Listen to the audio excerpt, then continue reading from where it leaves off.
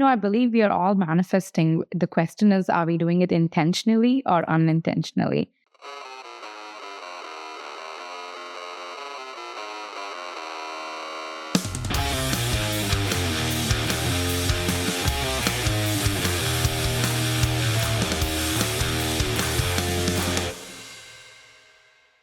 Want any more alarms to go on? Yeah, I have an alarm at 10 a.m. to water plants. To water plants? You have an alarm the water plants at 10 a.m.? Yeah. That's awesome. Because I've killed so many plants in my house. So now everything goes into my alarm to remind me. Yeah. We had at one point like about 150 plants in our Oh house. my God. Oh, wow. We just got rid of some. My wife went, like, I'm just over it. I don't even care about trying to sell them. Mm-hmm. And then there's some that we sold. We had a massive Thai constellation. Mm-hmm. It was in here. It was taking up about a third of the room. It was way too big. Oh my God. And then something else. And so now I have less plants in here, but they're equally just as cool. Well, good morning, Pavi. Thank you for being my guest on here. Yeah, I'm so excited. Thank you for having me. I'm excited for the haircut too. Yeah, you need a haircut, and I want to pick your brain. So it's a mutually beneficial thing. Let's just talk a little bit about your haircut in general. I see you have some bangs right here, some fringe. Mm-hmm. Your hair is definitely what I call long, because to me, short is above your shoulders. Medium is right around your collarbone, and then anything past your collarbone to me is just long. Some people have a different reference point, but that's just how I judge things. I see you have a little bit of wave in your hair. Do you ever wear your hair wavy or curly? No, not that much. I usually straighten it, but sometimes I do curl it. Yeah, very rarely. If I have like a party or something that I go to. And by curl it, you mean with like some sort of... Yeah, with a curl iron. Curl iron, yeah. Yeah. Do some hot time. Cool. All right. And then your day-to-day lifestyle. How is it? You get out of the shower, your hair is wet. Do you let it air dry? Do you have to be in front of people? Are you camera facing if you're doing something remote? Or are you are you meeting with people and clients? I know a little bit. Yeah. I'm trying to filter out, what it is that you normally do with your hair. So that way, when I'm cutting your hair, and then if I'm making any style suggestions or suggestions about what to do with your length or how to manage your hair, that way you're getting the most effective outcome. Mm-hmm. But you're not spending like a ton of time on your hair. So I've never met anyone who goes, you know what I want to do? I want to waste half my day. Yeah. So usually I'm in meetings like all day, or sometimes I create content. So I go on Instagram, ad hoc would go on stories and just talk or go live. So I make sure that I get ready in the morning, because that way, I'm good looking wherever I go. So usually I blow dry my hair on the weekends, and it kind of stays for a couple of days in the week. So at least it stays till Wednesday or Thursday sometimes. Mm-hmm. Yeah. And if it gets a little messy, I maybe would straighten it a little bit. My usual style is like this, like putting it on this side or sometimes on the other side. I've never tried the middle lines and then doing it that way. I don't think, it suits me that much. So it's my usual style. Yeah. If you are having fringe or bangs and they're going to one direct side, I have found that it's not the most conducive to have it also go the left way and the right way, because you're cutting it so it's going to have some sort of sweeping blend, right? Mm-hmm. Now, if you were to cut your hair into the center and you were to try to do a longer fringe, you'd have a little bit more flexibility, but still it's not going to be as I feel from having clients express their emotions of how frustrated they got when they would I would cut it this way and it looks great this way. And then on the rogue moment that they would go to the opposing side, they would be like, it doesn't lay the same. And the answer is it's not designed to. Okay. So if this is your dominant side, and it does look like that based off of your natural part right here, I would recommend go with what your hair naturally wants to do, like where it wants to move. As this gets longer, as it grows out, if you decide that you want to try and move to the center, I would say, let's move the part a little closer to the center. And then what will happen is then this side will start getting filled in with a little bit more of that fringe area. Okay. So that sounds good. What are we doing with your length? Your hair's long. I want it a little bit more shorter, so maybe till here. Okay. Yeah. So that's a few inches. Yeah. That's how the camera looks. Okay, nice. Yeah. And when I put the cape on, you'll see it's far, it's much easier to see because the cape's white. So you don't get lost into your Maybe you can show me before you cut it. box. Yeah. There's nothing worse. And I'm glad that we didn't have to just have how much length is this talk? Is it 4 inches? Is it 2 inches? Because clients will come in and like, I want to lose 4 inches. And I'm going to show them exactly what 4 inches looks like. It's longer than you think usually, right? Yeah. And they're like, oh, whoa. They're like, that is way too much. So I've now 22 years of doing this. And either if you're a hairdresser out there or a client, just point to what you want. That's so much easier for everyone to do versus the assuming like, is it 2? Is it 3? Right. Yeah. I don't know. There was an Instagram reel. They pulled up a ruler and the camera could see how many inches it was. And they asked all the hairdressers. Oh my God, that's intense.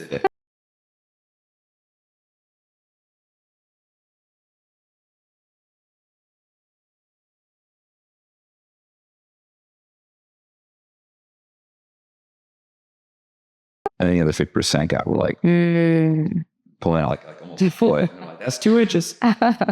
No, it happened to me once because I went in and I said like 3 inches and then she cut 3 inches and I was like, oh my God, this is so sharp. She's like, you said 3 inches. So ever since I started to just show them because, it could be different, the perception. So it's totally true. Perception. Like I feel like measurements are not the same because everyone thinks their memory is not as solid as they think it is. Like, oh no, I think that's. I'm like, no. Yeah. So cool. Let me put a cape on you and then we'll start. Okay. Oh, this is a pretty cape. Thank you. All right. So I'm going to clips and so what we're going to do, what I'm thinking is we're going to go through and work this part to be shorter in this area. So it has like a nice little sleeping fringe moment over here. And what I want to know is you have these pieces that are just kind of like. Yeah. Because I think last time I cut it, I tried to do like what is it called? The front bangs like that. It didn't suit me. That's why like you still have these things. Okay. That's grown now. Yeah. Yeah. Well, I would like to work some of this part in because I think instead of just making it look like a mistake, we can use it, We're bringing length up. The one thing I did not ask and I really want to know is, it doesn't look like you have many layers or much going on. And how do you feel about having? I want no layers. So that I used to have more of a V-cut before, like, it will be shorter in the, when it starts out and longer as it goes down.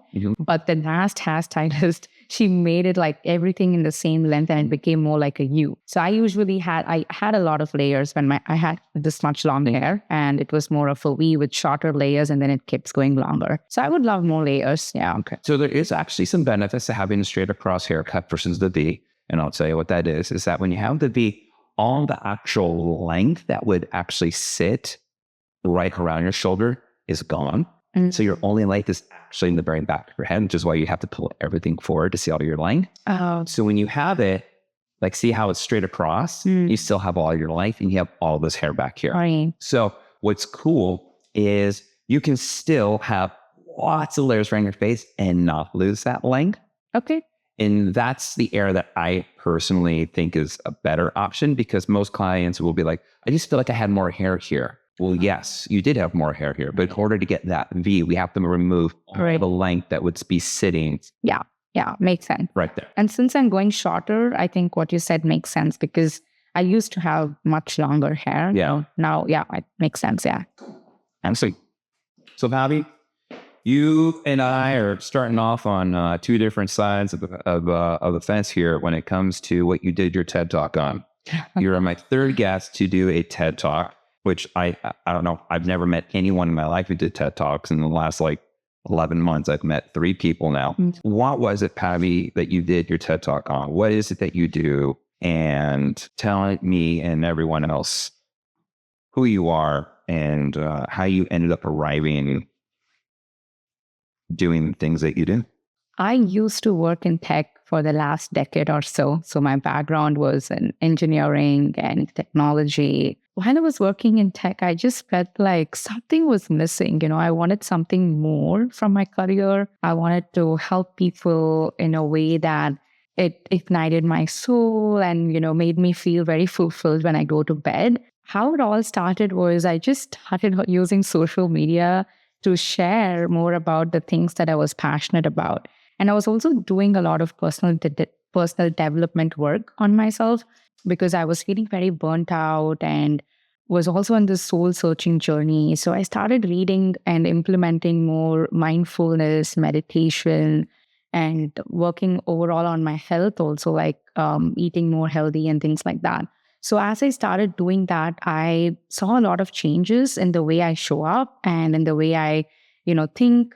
I became more self-aware.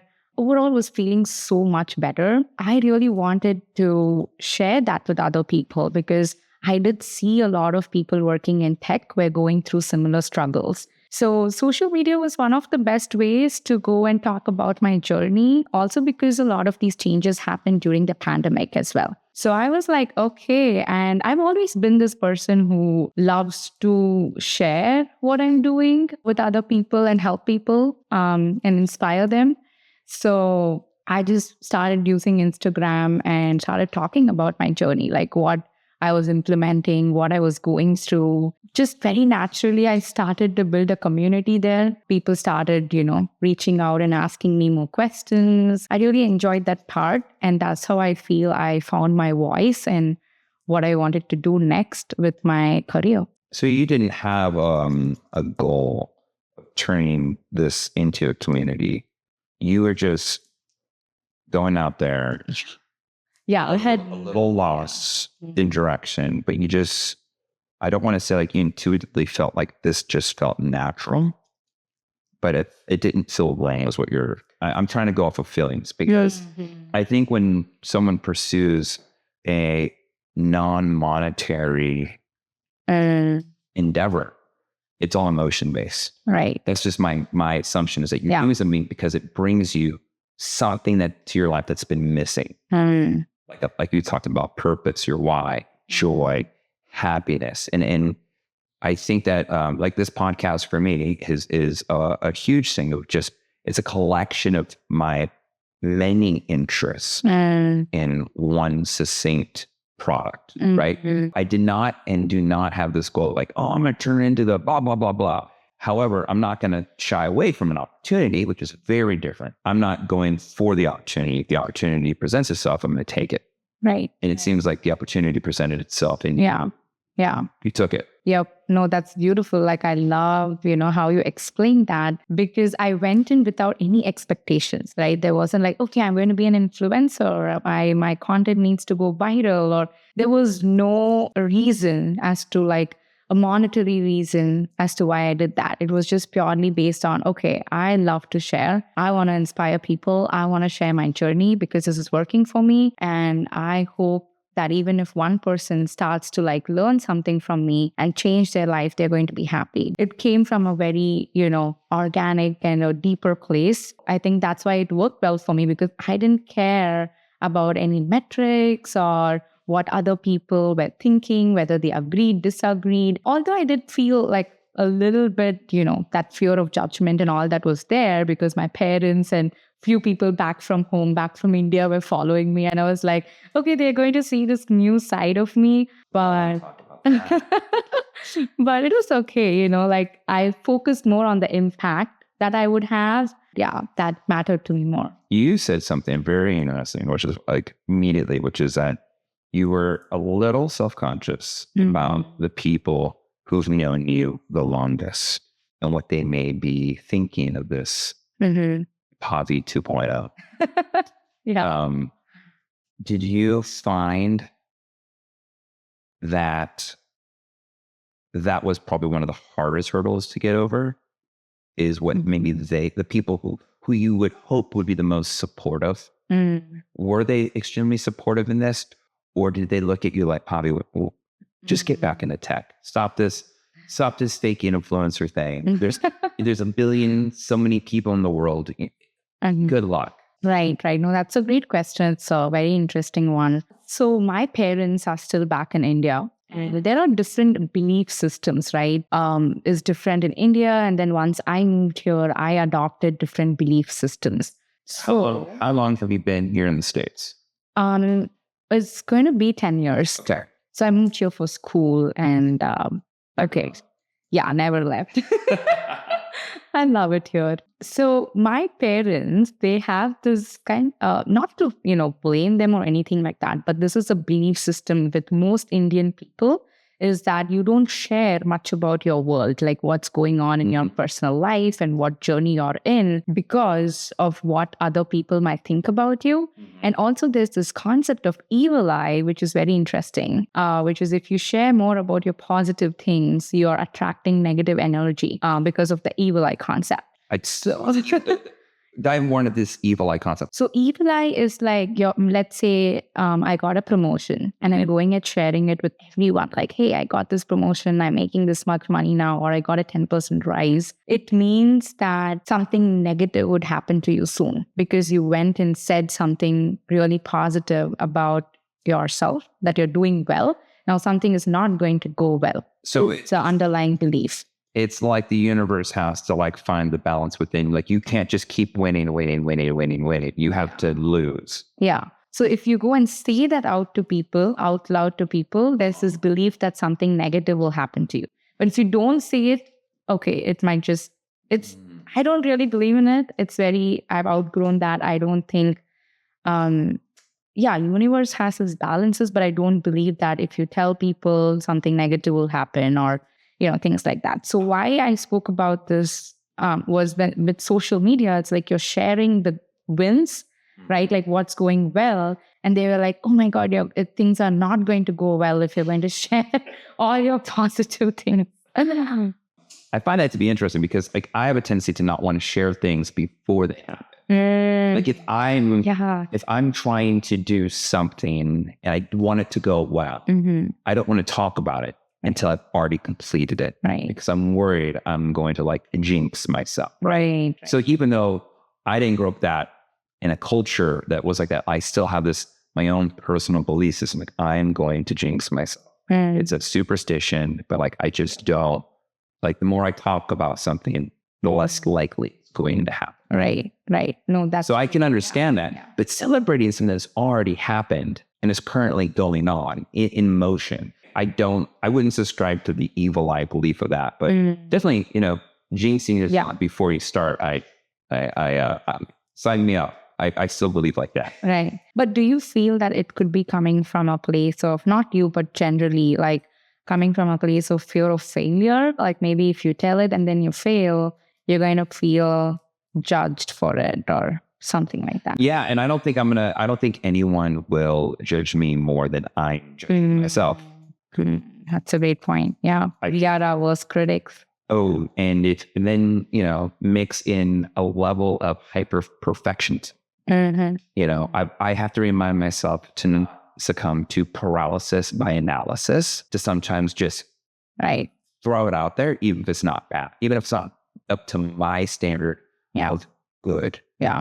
When you look on Google and you see restaurants, and they have the $1 to $4 or $5 signs, right? There's a dollar sign for everyone's caliber of what they consider to be good. Like somebody who loves a $2 sign are they going to really love the $5 sign restaurant, the superstars? It may not be in their palate. It may be so far removed from what they would enjoy. They're not going to enjoy that. So it took me a long time to realize that what I think is good, great to put out, may be overly too perfect for somebody else. And then it becomes unrelatable. And so I've had a hard time with my own personal journey of getting out of my own way. Yeah. No, I love that. And I relate to it so much because growing up, I was also a very, academically high performing kid, and coming from always, doing well, that you cannot let go of that perfectionism. You set yourself up to a certain standard and you cannot fall off that pedestal that you set for yourself. So it is really hard. But again, coming back to the social media, I learned so much from it because I have to take those messy actions. I had to allow myself. Messy actions? Yeah. I thought that's great. I had to do those messy actions. Yeah. Great. Yeah, I always say that. And also allowing myself to be cringe, right? Because sometimes I would post and then when I go and look back at it, I'd be like, this looks cringe. But I let myself feel that way and embrace that feeling because that's what made me better at, speaking in front of camera, recording reels and all these different things. Obviously, I didn't start out doing great things. And even now there is room to grow, but you need to let yourself feel that cringe and, take those messy actions. That's where growth is, right? Were you excited to get in front of the camera? Oh, Or did you just look at it like, this is the only way I'm going to be able to get my point across? Like there was no option to not be in front of the camera. Like you didn't look at it as like a form of joy or excitement. It was just like a task on today's list. yeah, I think it slowly grew on me. Definitely initially I felt very, awkward and different, although I love taking pictures and I'm comfortable, but speaking is a whole nother game, right? And so many people are going to watch you. So I did feel uncomfortable and awkward in the beginning, but I let myself be. And then slowly I started enjoying it. I was just curious about that because you're, once I get the mics all adjusted, you won't sound as soft spoken as you are in person. I'm not picking up this You mean like center of attention. Oh, okay. Like most individuals who, when I meet them in person, and I have friends and I'm the same way, like I grew up in playing in bands on stage. I did theater work, I'm loud. And I find most people who don't mind being the center of attention are also verbally loud, like their actions are loud. You don't come across like that if you're quite soft-spoken and you're coming from a culture where you're not encouraged to share what's going on. How do you get over those hurdles that are those hurdles and obstacles that are in your path? Actually, I was very loud. Like my dad used to tell me that you're such a rebel, you're so loud spoken, like you don't talk like a girl. So Oh, I'm not getting that version of you at all then. So I don't know. Hey, it's just too early here in the morning. No, but I think I've changed because also, I'm getting a bit vulnerable here, but I think that's okay. Like I've been way more of a short-tempered person, but once I started my meditation journey, I think it's made me more calm and more stoic. So maybe that's why now, the way I speak, a lot of things has changed. How did you get involved at the TED Talk? So you're doing your personal journey. Yeah. You're going there really just celebrating your wins, your learns, your discoveries, and you're hoping that one person may hear one of the many things you're talking about, and you just wanted to hopefully, help them impact their lives in some small scale. Am I correct on this, or am I being too assumptuous? No, that's right. There were a few reasons for it, but again, most of the things that I do was organic rather than too planned. Like, okay, I need to do this or something like that. I would say I definitely, okay, what is your thoughts around manifestation? Oh, I'm a huge fan of it. Okay. Huge fan of manifestation. Okay. I have many times in my life, and this is a great disagreement with my wife and I, actually, because I am a manifester, and she looks at it like she does not, I don't think she buys into it, but she also can't deny many instances that my manifestation has happened. I'll say something like, I don't know, she goes, well, what have you thought about doing this? I go, I don't know. I feel like something's going to come my way and it's going to just resolve what we're talking about. Yep. And she's like, what is it? I don't know. I have no idea. Yeah. Like I'm completely clueless, but there's something that I can feel this energy, this inertia. This is going to be a change of the tides. And then about 2 weeks later, maybe 3 weeks later, I get a phone call. Oh my gosh, you won't believe this opportunity that we were talking about, that we didn't know how we'd actually get to that opportunity. They just called, like literally opportunities called. And it's happened so much with my professional life and personal life that I feel that if I were to say I don't believe in manifesting, then It's me like denying the sky's blue because it's happened to me so many times. Yeah. Yeah. No, I believe we are all manifesting. The question is, are we doing it intentionally or unintentionally?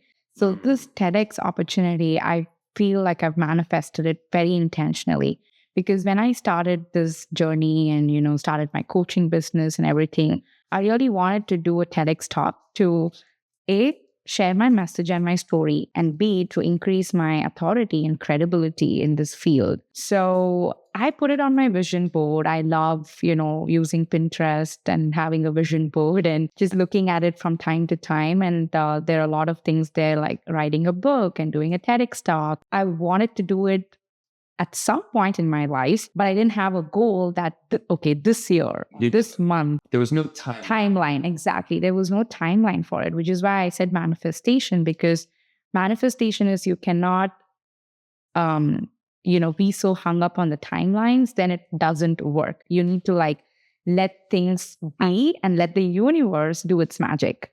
And you're just, thinking about it and, feeling that this will happen to you. This is meant for you. I also felt that sometimes along the way of those, you have to learn lessons in life of how to handle small parts of that. Let's say you're like, I want this business to be so successful that I'm going to be a multimillionaire, right? But what happens if you don't know how to manage money? So like maybe you have to fall in some hardship to understand how to manage it. So when you have it, the lesson is don't squander it, right? So like I sometimes believe that there's the journey is preparing you for it. Yeah. Like I would say, everything in life has led me to prepare myself for this moment, whatever that moment is. Yeah, I love it. Yeah. So I know, yeah. Yeah, I completely agree. Yeah. It was so magical because I was in Denver at that time, sitting in a, kitchen counter and just thinking about, okay, what can my big idea be if I need to give this TEDx talk? I've thought about that from time to time, but I've never gotten an idea. Like, the TEDx is about an idea worth spreading, right? It's something that should be unique and different. And also why are you the right person to talk about that? So I've thought about it from time to time and I never gotten any clear idea. But like you said, everything has prepared me for that moment. In that moment, it was almost like, I don't even know where it came from. I was like, I need to talk about social media because most people have a negative connotation towards social media. So I want to talk about a different angle, like how can you use it to, elevate your mission, to find your purpose and maybe find your voice and do something good using that, because social media is not going to go away. Even though you keep uninstalling, most people come back to it after some time. It just occurred to me and I was like, it just felt magical in that moment. That's why I said manifestation. And then even the application process has always been so confusing. You cannot find it, you cannot find clear instructions online. But that day, it was almost like the universe was guiding me. I just I Googled TEDx application, and I knew exactly what steps I needed to follow and how to apply. I'm like, what the hell is going on? I could literally feel that there is some higher power here. Something is guiding me to do this. So it was, one of the biggest magical moments in my life. I applied that week. I got some interview calls next week. So I did 9 applications. I got selected for 3 of them. And then they had interviews. I was able to do talks in 2 different places. Where were these places? One was in Houston, Texas. And the other one was somewhere in Northern California, near SF, like an hour from SF. And during this time that you're doing your TED Talk, you've already launched your personal coaching business? Yep. Or is that going on before the TED Talk? Is that going on right around the TED Talk? Yeah. So I launched my business in 2021. So I did the TED Talk last year. So it was after. Yeah. Some would say that this is really, really, really quick to start something and then to be able to have all of this success quite quickly. I mean, most people, I know a lot of people who don't know. If you ask them, who are you? The first thing they do is they start talking about it, right? Yeah. And then you go, no. I asked, who are you? Not what you do, right? And then the blank stare I get most of the time. And They have no idea who they are. right. And you found that, thankfully, sooner than later, right? Yeah, that's still a very difficult question, but I do feel that I found it. Like I feel who I am is it's a hard question, but who I am is that the question though that you wanted me to answer? What? Is that Yeah, you can answer it, because I always love asking, like, so cool. Like when I say, like, see, tell me about yourself. Who are you? and You know, I do feel that our careers do, for some of us, and define our personalities. But then I also feel that a lot of the time our careers don't define us. And I think the difference is, did you find a career that you're passionate about? Or are you doing a career for the paycheck? Is it passion or paycheck? It's definitely both in the sense that it was definitely more on the passion when it began. And then eventually I felt very pulled towards doing that full time, in the sense I wanted to give all my time and energy into that space, like learn more, teach more, and implement more of that. So when I wanted to do it full time, I needed to think about paycheck as well, right? Because only if I have a good quality of life, I can do more of my purpose. If I'm going to be like, burnt out or on the streets, then I'm not going to be able to live my purpose. Yeah. So I think a lot of them confuse that. Like they think if you're pursuing your passion, you shouldn't be making money or you shouldn't be thinking about money. I think that if you have a healthy relationship with money, like in the sense you're not attaching the work that you do with money, but you're just seeing it as a result of doing the best work, you're going to get money, then you're having more of a healthy relationship, and there's nothing wrong in getting paid for what you love doing. I would love more people to get paid for what they love to do, than getting paid for what makes them miserable. Right. Because I think if you had more people doing that, the overall effect it would have on society is you'd have a happier group. And You'd also have a lot of people who would know who they are, and what makes them happy, what brings them joy versus. Yeah. Like I have so many people, well, what are you into? Oh, well, I don't have time to be into anything. Yeah. What do you mean you don't have time? Yeah. Somebody asked me, what are you into? I'm like, I'm into having fun every way I possibly can. I love that. Like I told you, my role model was Peter Pan. I just don't. And I'm going to do everything I can. I told everybody in school that I was not going to have a job. I was just going to make money having fun. And everyone thought I was going to be living on the streets, I think. And oh, no, you're not. So I took a few inches off. Okay. You can put the camera right there. Oh, yeah. So on user. Yep. I know. Would you like to go a little shorter than that? I didn't quite take it up as to where you pointed to, because that was quite a lot of length off, and it's so much easier to take more off than to try and put it back on. Yeah, maybe a little bit more, because my hair grows really fast. Go up like right around here? Yeah. Okay. Yeah. Awesome. So I need to know. The reason I feel I was able to, grow faster, be more successful faster, get these opportunities was because I am doing what I'm meant to be doing. And that's what I believe, right? When you figure out that, like, what are you really meant to be doing, then, you're almost effortlessly, you start attracting opportunities. I think that's actually a really great way for someone to help them decipher the code of likes when you're doing the thing you're supposed to be doing, like when you're living in that dharma, right? Oh my God, I love that word. I'm glad you used it. Oh, I know it is, but I had another guest, and he was talking about living in your dharma. He also did a TED Talk. And his name's Joseph Anu. He's a really cool guy. No. Really, really fascinating. Dharma actually has like 14 or 16 different meanings, I think, back in like Sanskrit language where it came from.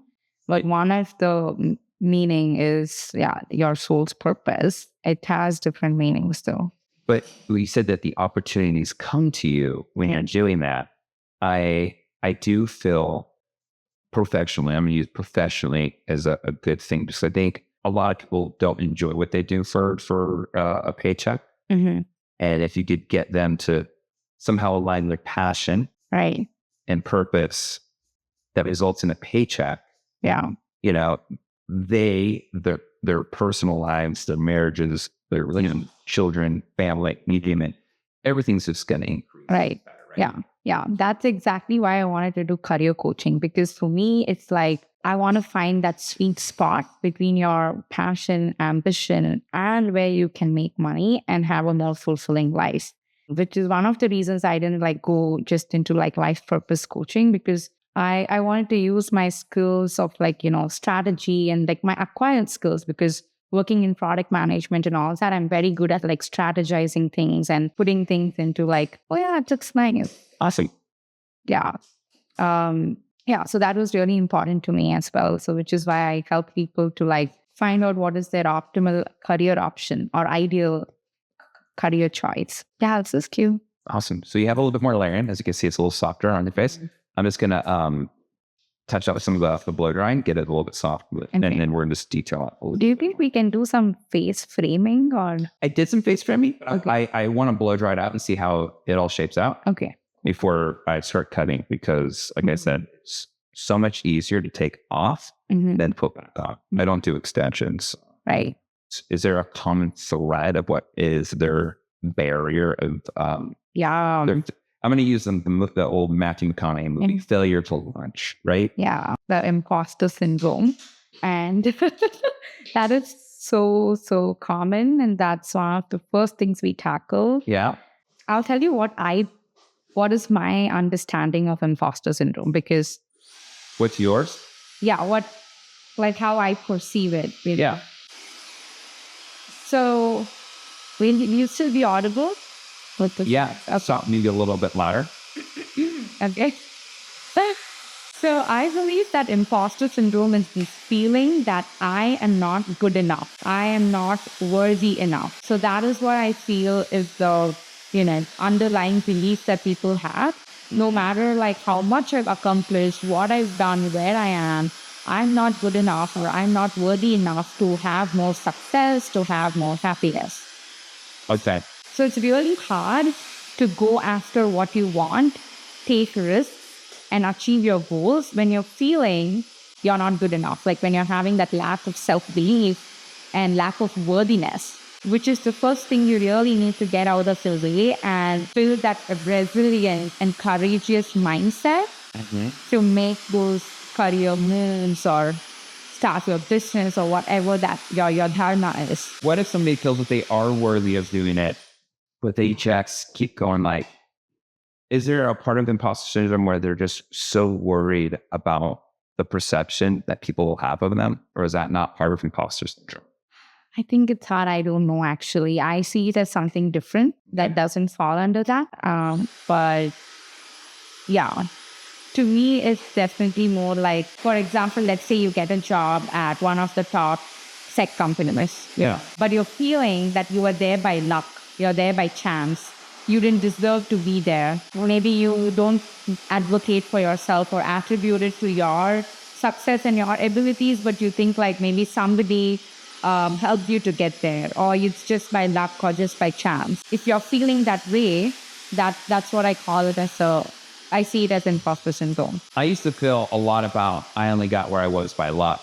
And then somebody gave me a definition of luck that cleared that up for me, which was luck is the corner of hard work meeting opportunity. And Can you say that again? Luck is the corner of hard work meeting opportunity. And it's that are you lucky? Yeah, you're lucky you were hardworking. And yes, you're lucky there's an opportunity. But had you not done the hard work, you wouldn't be able to take the opportunity. Yeah. The opportunity would not have come to you, right? It made you go, well, I have done a lot of hard work. And somebody goes, and this is the opportunities that come from doing hard work. Yep. And it made me feel deserving of the things that I've been given a chance to do. Yeah, I love that. Yeah. Sorry to, but that's how I got over a huge chunk of what you're talking about. Sure. And a lot of the imposter syndrome, like that feeling of, okay, not good enough or not feeling worthy, comes from your childhood experiences. Things would have formed when you were like 0 to 14 years old because of some of the experiences you had. Maybe like you were never appreciated for getting good grades, or maybe you were compared with other peers or neighbors, and we were made to feel that you were not good enough, or maybe you just picked up that you weren't as good as other people and you started having that belief. So a lot of these things are picked up in childhood, and it's so much at a very subconscious level. Like you don't know that you have them or where it came from. But in order to heal that and overcome that, you need to understand where it came from and feel it at the root. Otherwise, it's going to keep triggering in your life. That's just, yeah. I'm as you said, I was trying to, I don't want to say I checked out, but you said something, my brain went to, I was, in some ways, I don't have siblings, so I was compared to my cousin because she was 3 months older and a grade than me. And I knew there was a lot of like, well, no, such and such is getting this grade, and why aren't you doing this and this and that? And I just remember at the age going like, I don't care about this. Right. But I felt like I was forced to care about these things, and I, to this day, still don't care. Yeah. No, that makes sense. I completely relate as well. And especially being that high performer, there was always this pressure for me at home. Like maybe they didn't pressure me, or I don't know, but I had this pressure as a kid to do well in life, to always make the right decisions. And I was the eldest sibling. I was just going to ask you, Yeah. in the pecking order, if you were the eldest, Yeah, I am. an only child, because it seems the level of need for perfection I found talking to clients has been oldest, only child. Yeah. There's also this term called over responsibility syndrome.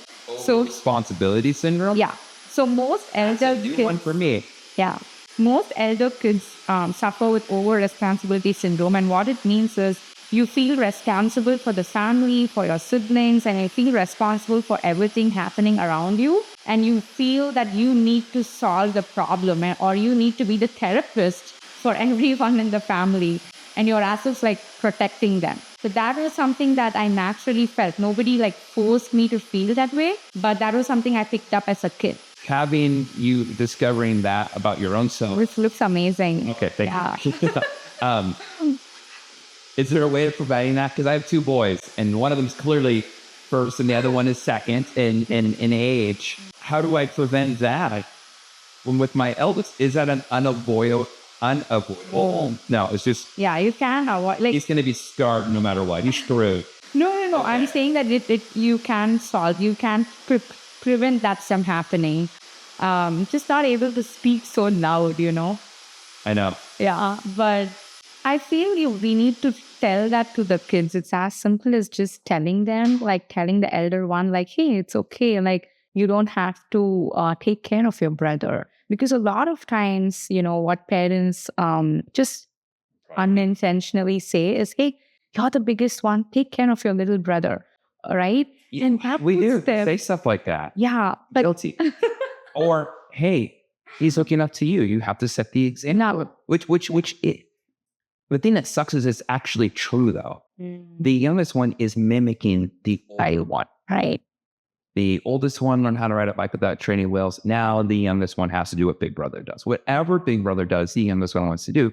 So I feel like it's a catch-22 because you don't want to say that. However, you are the role model. I'm thinking to myself out loud, like, as a parent, how do I balance out the reality of, yes, your little brother is looking up to you, but how do I not scar my oldest child to not also feel this?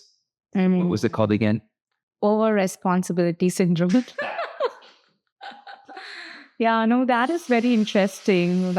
In the sense, I am not a parent yet, so also I don't know if I have the best answers, but I can definitely understand. Well, I'm not looking for the answer. Yeah. However, I am. But now that this is now brought to my attention, I'm going to start looking into this. Yeah. Because as a parent, a lot of the things that we go through as adults to solve that may stem from our younger years. As a parent, I feel, at least my wife and I do, is how do we, if we're having this and we had that, right? Like every adult who has children, for the most part, is probably trying to give their child the best experience, whatever that means. Yeah. Doing the same things, not doing the same things that they did as a kid. Yeah. And if I can prevent something like that or help minimize that, I would obviously like to be able to do that. Yeah. So that's what I'm thinking. Yeah. Yeah. So I think I'm not looking for an answer, however, is now on my radar. looking back at my experience, I would say like maybe having more conversations about it, just talking about it to the kids, like maybe asking the younger one, hey, you don't have to necessarily do what your elder brother is doing. What would you like to do? Who do you want to like be as? Like, although it could be very mature conversations, maybe I don't know how you can simplify it for them. I don't think but trying to have those conversations. I don't know simple things. I mean, yes, in some cases you have to simplify, but Okay. we talk to our kids like adults. Okay. They have really, at a young age, understood some pretty complex. I'm not going to say difficult. I'm not going to say hard. I'm saying complex Sound. ideas. Okay. And outlooks. Yeah. So I think if we were just to talk to them, like the way the conversation can use somebody else, Right. I may have to provide different analogies. Okay. Maybe more relatable analogies to a 5 and 7-year-old versus somebody who is close to my age. But that's and taking it. So just ask them like that. It seems such an obvious thing to do, but yet you don't think of the obvious. Yes. So going back to the imposter syndrome, like this is where I feel the Eastern culture has really taught me a lot of things, because we believe that you are not your thoughts in Eastern philosophy. You're not what? You are not your thoughts. Okay. You're not what you think of you. Got it. You're not what you think. Like, so you're thinking that I'm not good enough or I'm not worthy enough. Like, all these are thoughts at the end of the day. Mm-hmm. And how I teach my clients is like really detaching yourself from your thoughts and not identifying with them, but become an observer and see how you can challenge them, how you can change them, or where it came from, and removing that guilt. Because a lot of the articles that I read, like Harvard business articles and all that, right? It says embrace imposter syndrome. Everyone has imposter syndrome. So I feel that I don't necessarily agree with that, because it makes you accept that you're broken or something is wrong with you. Just accept and embrace that. I'm like, no, nothing is wrong with you, babe. Like, nothing is wrong with you. You're not broken. There's nothing that needs to be fixed. Because when we say you have imposter syndrome, you have this syndrome, it feels like I'm sick, something is wrong with me. So how I look at it is just disassociate yourself from your thoughts.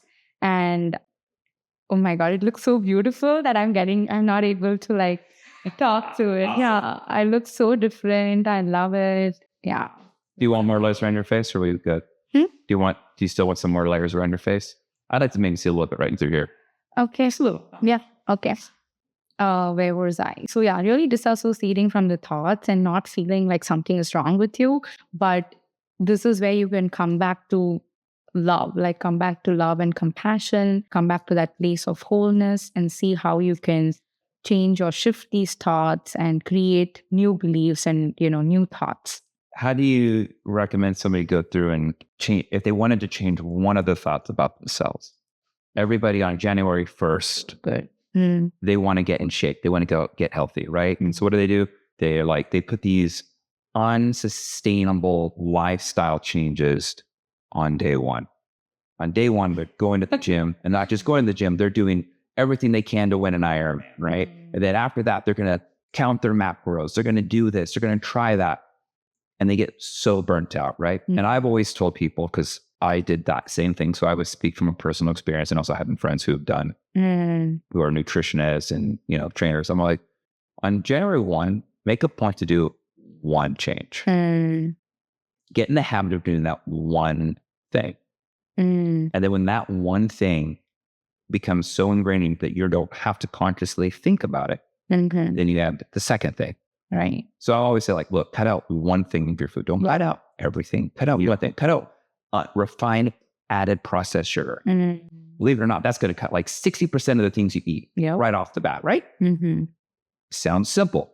one thing, it's going to have a huge impact. So I believe in like one or two things can have this massive ripple effect in someone's life. So you could just change like one of those thoughts and find the stillness in your life like that. Like how does someone like begin to come to terms with that? That's a very interesting question. So I would say don't start with the actions, start with the thoughts. Like really sit with yourself and think about what are those thoughts and beliefs that you're carrying and work with that before you jump into actions, because your actions come from the beliefs you carry. Like taking this example of your health goals, right? If you believe that no matter what I do, I'm still going to be fat or I'm still going to be, unhealthy. Ready. Yeah, not vegan. Then how are you going to cut down those carbs and those sugar and, take those difficult actions? You will force yourself to do it for a week, 2 weeks, and then you will come back and be like, yeah, I'm not going to change. Like I've been carrying these genes of my family, all these stories you tell yourself, right? My parents have been this way, blah, blah, blah. So nothing is going to change. Why try hard? That sounds like surrender. Yeah. Yeah. So I would say before jumping into action, setting goals and all that, really take a journal and pen and reflect on what are the beliefs and thoughts that you're carrying and telling yourself. Challenge them because most of the time they are not true. So you can challenge them, question them, and then come up with new thoughts and beliefs that you need to carry, which are more empowering, more positive, that are encouraging you to take those actions and start practicing that more intentionally, right? Like how you talk to yourself. Even you can write it down in form of some affirmations and start telling that, reading it to yourself every day. Like, I am healthy. I am capable of losing weight.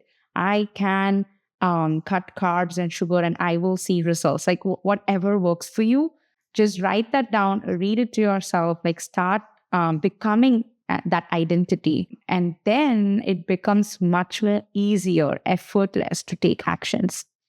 Like then it becomes easier to hit the gym, to cut sugar, all these things, because now you've become that identity even before you took those actions. You say a lie enough times, you start to believe it. And I say that because you're not telling yourself a lie, you're telling yourself a truth.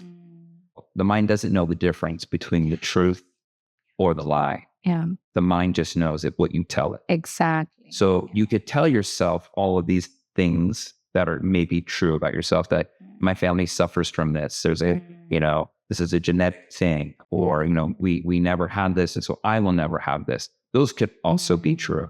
But the other side of it that you're saying is, I can get out of of the socioeconomic area that I was born in. I can change my body. I can do these things. Because I always say, like, no one's stopping them but them. Exactly. And it's hard for someone to take a look in the mirror and realize, it's like that Taylor Swift song. Hi, it's me. Yeah.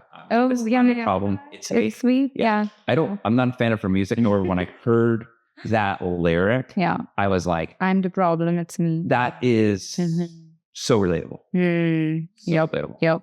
All right, Pavi. Okay, this was amazing. Mr. Haircut, loved the conversation, getting to know you. Thank you so much. No, thank you for coming on. And so somebody wanted to find you so that way they could maybe, if they hear this, they go, oh, I need this.